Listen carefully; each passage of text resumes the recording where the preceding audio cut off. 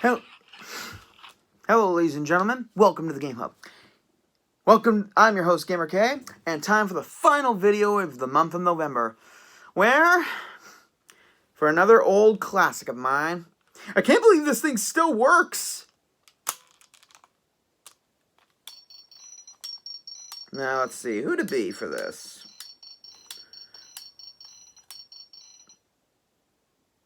I do realize it's only a toy, but I had a lot of fun with this thing when I was a kid. And Ben 10 being one of my favorite cartoons right when I was about to turn into a teenager, it definitely made me realize that it was a great show. It really is. The sequel, Alien Force and Ultimate Alien, were good.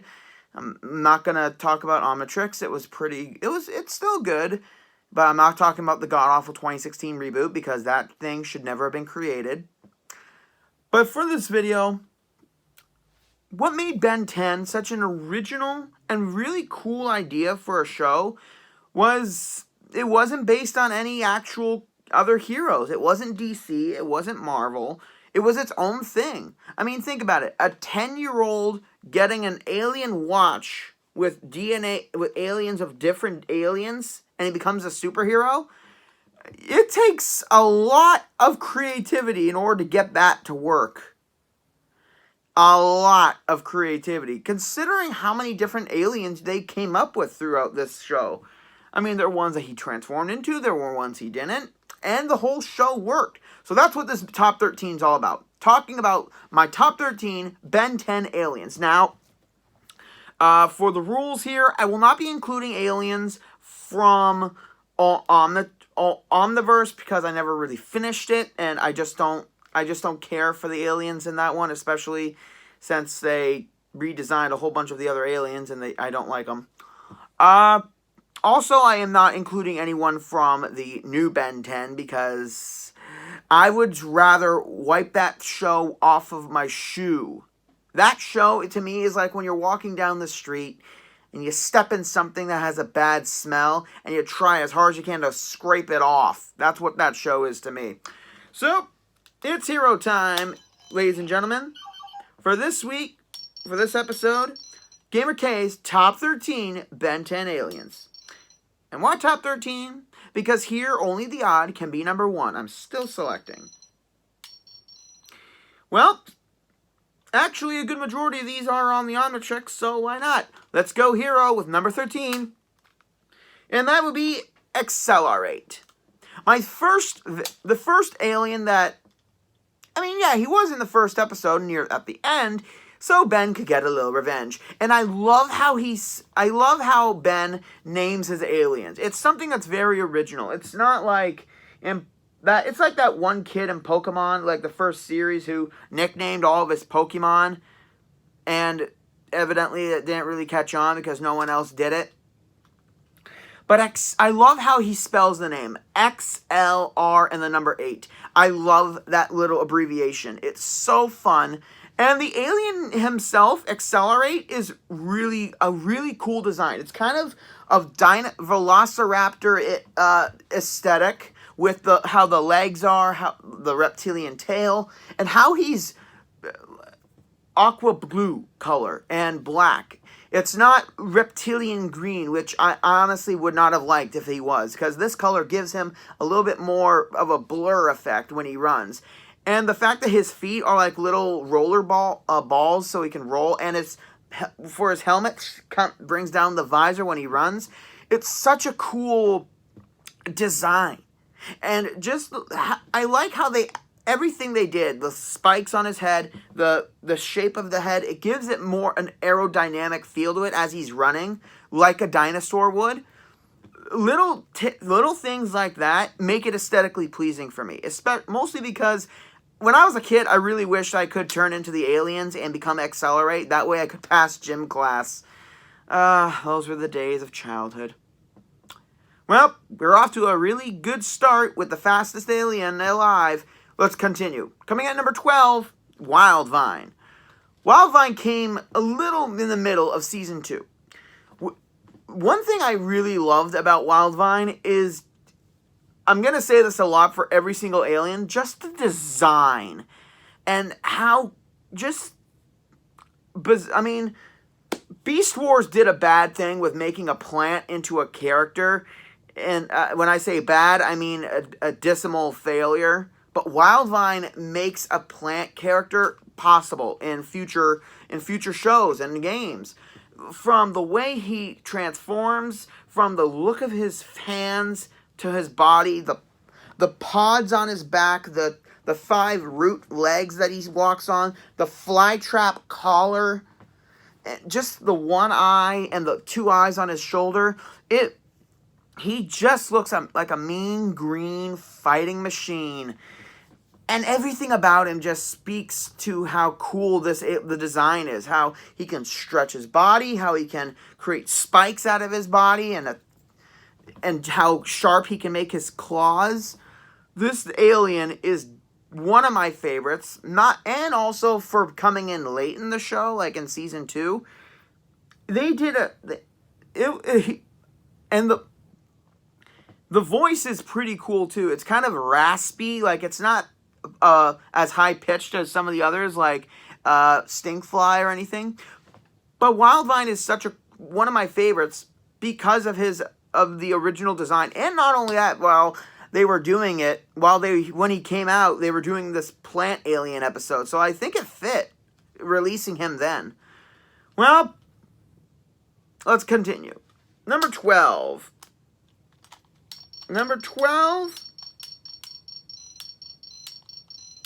Ripjaws. The very first aquatic of Ben's alien arsenal. And I've gotta say, I was not happy when they didn't, when they were bringing back the other aliens in Ultimate Alien, I was kind of annoyed that they didn't do Ripjaws enough. And they didn't even bring him back in the new one. I mean, I'm not pissed off about it because Ripjaws was one of my favorites. For the main fact of his voice actor, Fred something, I can't remember his last name. He voices one of the characters in the English dub of Judgment. Check it out. I'm not even kidding. His voice is so low and deep. So it feels like an aquatic creature. And not only that, just, again, the design for this alien is beautiful. Absolutely beautiful. From the webbed feet, from the black skin above his legs that turn into a fin, a tail while he's swimming, and the claws with the webbed feet, the sickly gray scaling of him, the anglerfish light on his head, the green scale on the back, the massive size of his jaws, and giving him fish eyes instead of regular eyes gives it even more of that perfect aquatic detail.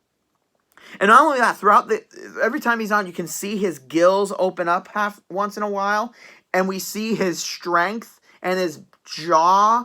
Just seeing his jaw open up and crush something metal, it was amazing to see. And every time there was an aquatic episode, I knew Ripjaws was going to appear because he was such a cool and underrated alien. I just wish that they did more of him in Omnitrix and Omniverse and didn't really change the design. They made him look like a badass to a simpleton. Well, there's more fish in the sea on this list. Coming at number 9, I can't believe I'm saying this name. It's the name it was given in Omniverse, so I have to stick with it. Blitzwolfer. Actually, that's not pretty bad. Originally Ben Wolf, who appeared in Season 3. I think Season 3, Season 2 to Season 3. And when I first saw the alien, I loved it because I love wolves. I have a thing for wolves.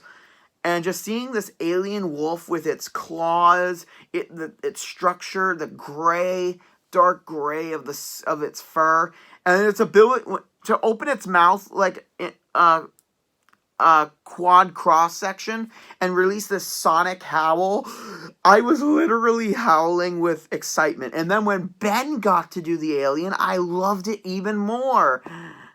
Sadly, he only used it for one episode and never again until Omniverse. Missed opportunity right then and there. Right then and there was a missed opportunity to use this awesome alien. I mean, to be fair, in the original Ben 10, they had so many aliens to work with, and then in Omniverse, it just got worse. Like, a new alien every 5 episodes, and some of them weren't even fun. That's why I excluded them off the list. Well, I've already howled my praise about this alien. Let's continue over the top. Come in, number 8, the first introduction of the Alien Force arsenal. We have one of my favorites, and quite honestly, one of the most originally designed ones I've ever seen in Alien Force. He's slimy, and I love him. I can't do the voice. I can't do that kind of voice really well. I can do it like once in a couple of seconds, but I just love Goop. The premise of having the UFO thing inhibitor bring the slime to life, it's just so... I'm trying my best, ladies and gentlemen. I don't have sound effects software. I'm a cheap Canadian production. Anyway, Goop, design-wise, is simple. But that's why I love him, because it's such a simple concept.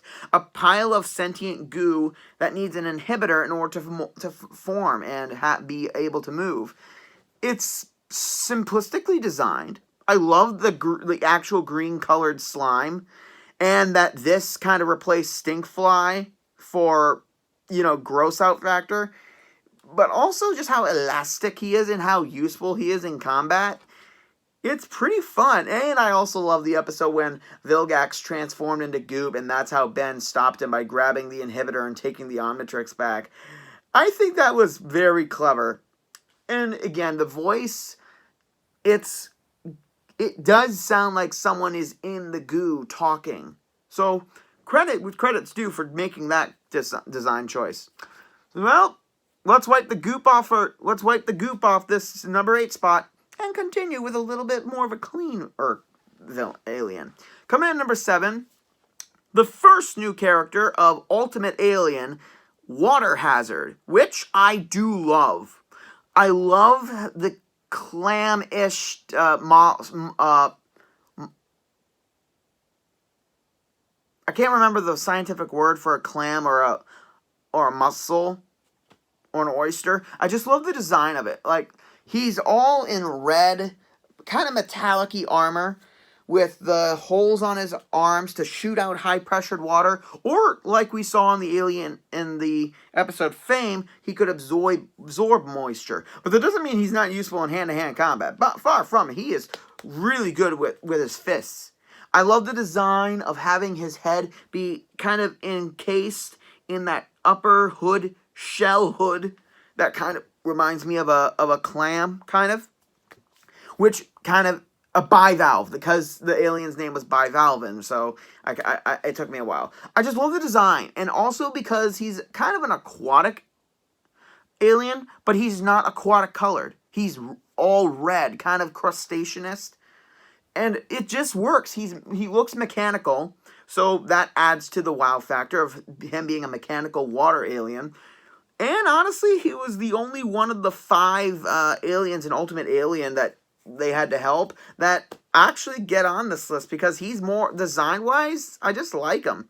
I like him a lot better. Oh boy, if I had him, I could... Super Soaker Wars are over because Water Hazard has won. I'm allowed to reminisce, people. Coming in at number 6. We're halfway through the list now, and now where it gets to my big favorites here. Coming in at number 6. Big Chill. At first, I didn't like Big Chill when I first watched Alien Force, but then I realized how cool it is. It's a Mothman alien that's not a bug. I mean, he is a bug, but he's a frost bug, and that makes him so cool. Like, when he has his wings enclosed, it looks like he's wearing a hoodie. And again, I love hood designs because of how they intricate it into design. it looks so cool. And then when he opens his wings, we can see the moth aspect of him. And just his abilities alone, how he can just breathe the cold air and like freeze things. He can make himself transparent, which kind of adds to the ghost factor a little bit. Big Chill was definitely one of my favorites throughout Alien Force. For the main reason is because he was kind of a twofer.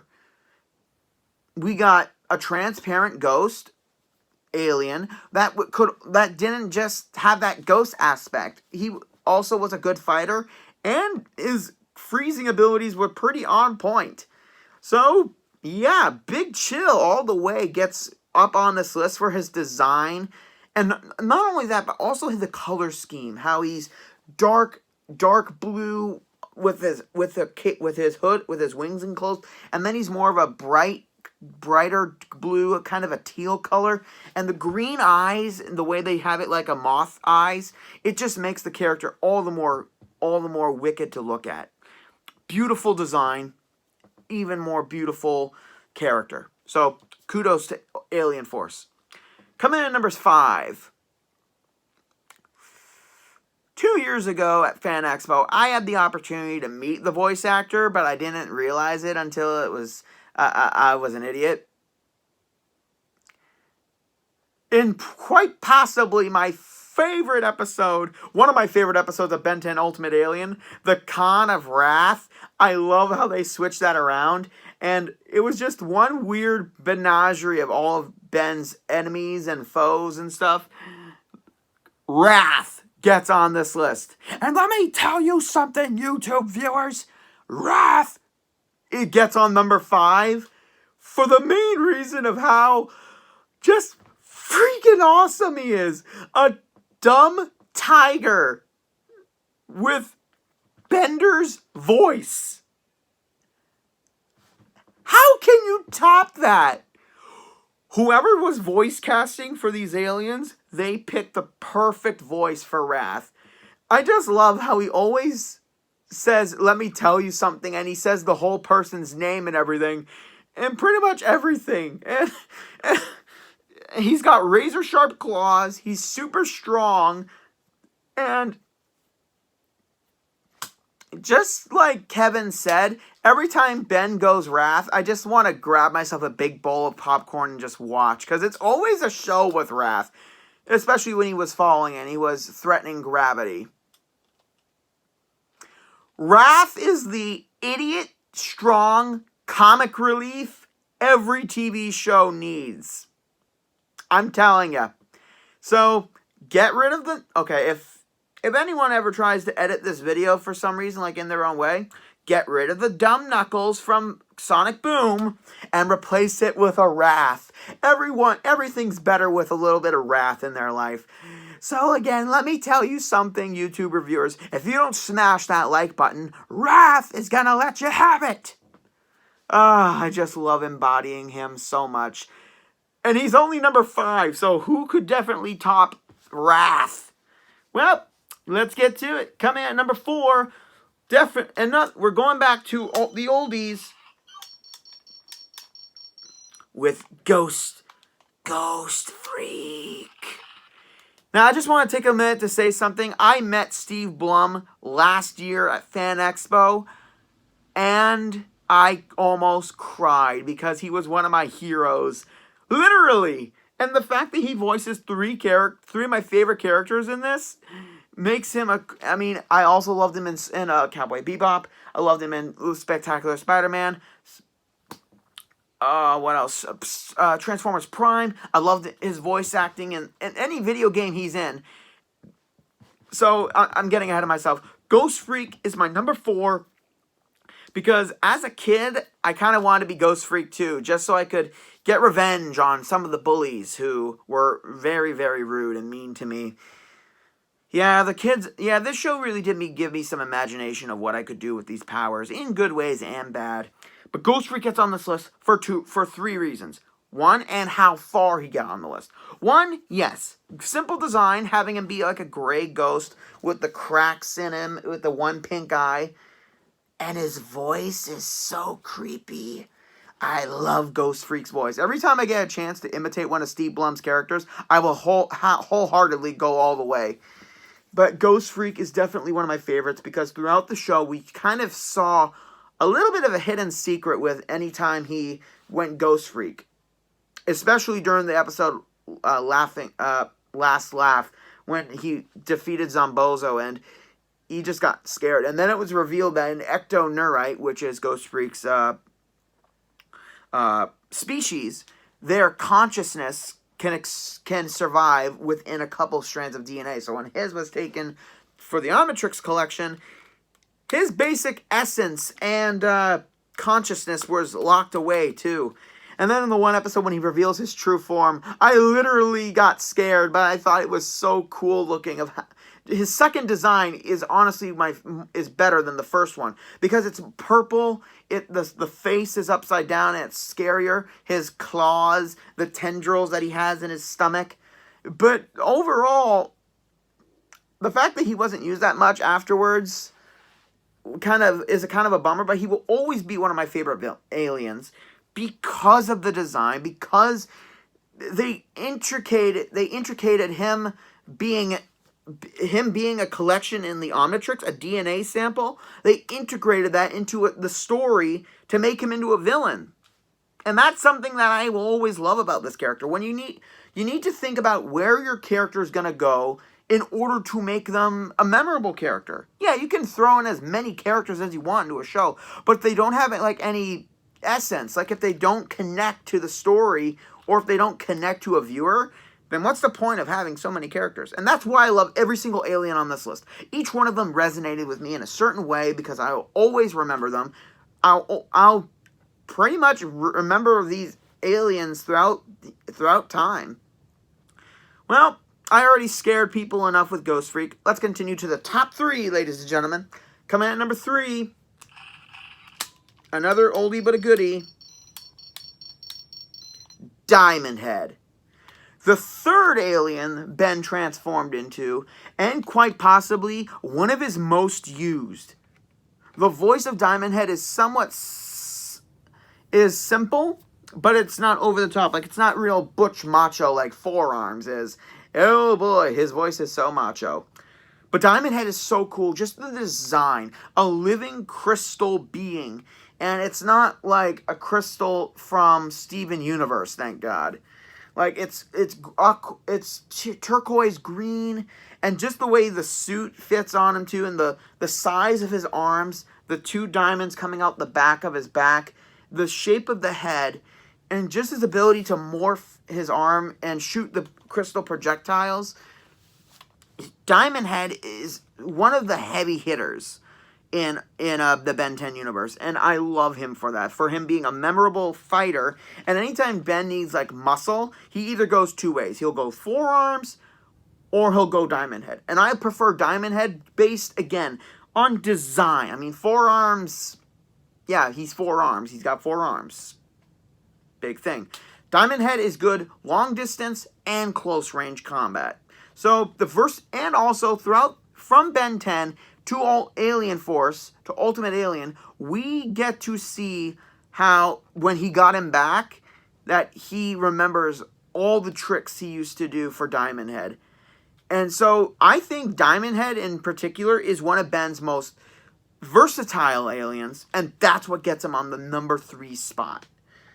Go hard or go home. But now we're going to go big and go home. Coming in at number 2, if you don't watch Secret of the Omnitrix, you're going to miss a lot, ladies and gentlemen. Which reminds me, after my cousin finishes Ben 10 Season 2, I'm going to have to show him the movie. Not the god-awful live-action one. The good cartoon one. Way Big is number 2 because of how freaking insane he is. A gigantic alien race. First off, I want to know who, considering all the aliens in the Watch have to have their DNA sampled and put into it, I want to know whose job it was to get a DNA sample from him. The design is beautifully done. I believe Way Big is an alien that could take on Galactus, and Wynn. Way Big is massive inside, and just the name is just, it's stupid, but it's so cool. The design is, I don't even know what to say for the design. He's got spikes on his arms, he's got spikes up here, blade up on the head, and he can do this in order to create an energy beam. Thank you, Cosmic Destruction, for that. I will be reviewing that next year. Just the design and how they introduced him into the show makes him all the more cooler.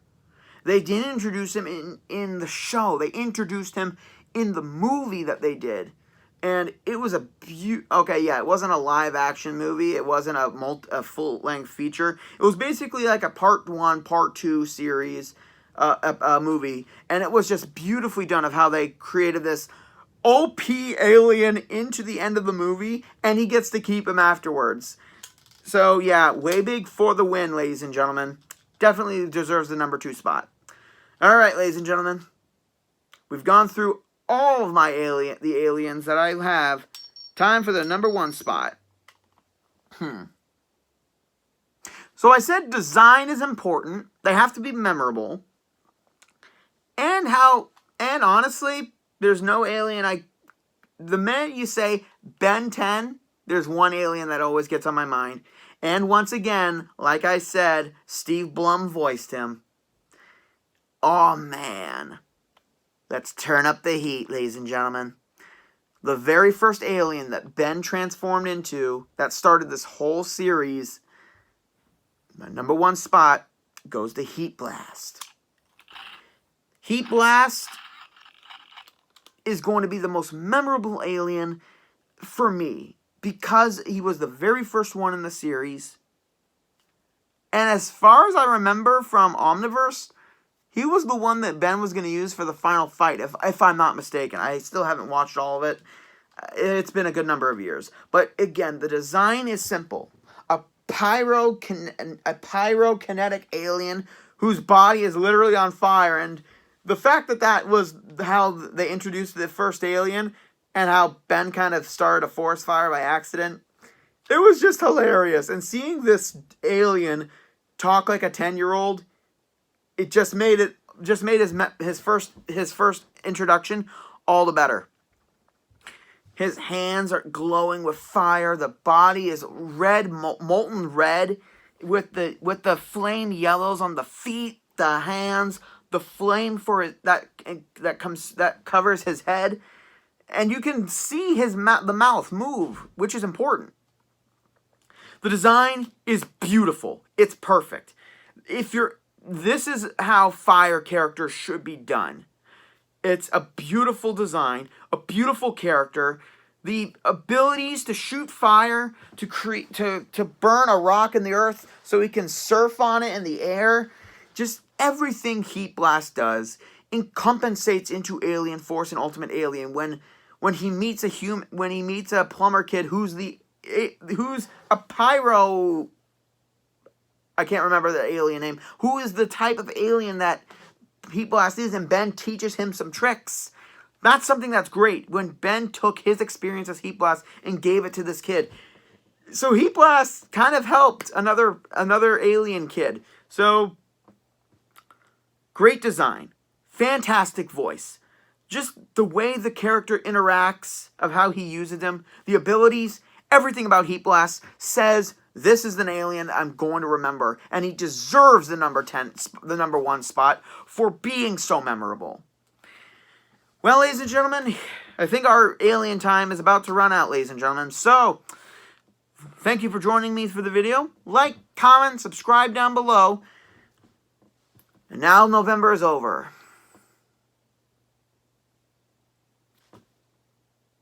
Why do I get the feeling something important's going to happen?